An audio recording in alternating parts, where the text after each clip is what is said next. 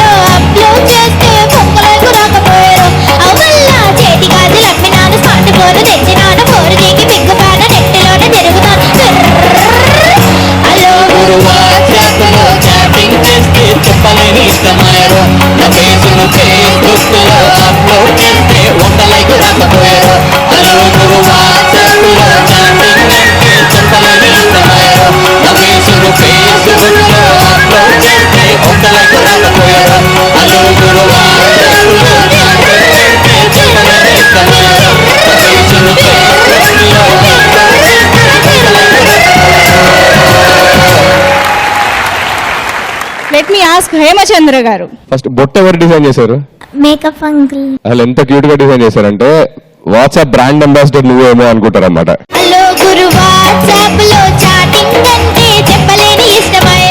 Very cute performance, lyric wise అసలు super. I really enjoyed నీ performance. పెద్దవాళ్ళు general చెప్తుంటారు కదా, పిల్లలంటే తలంచుకొని ఉండాలని.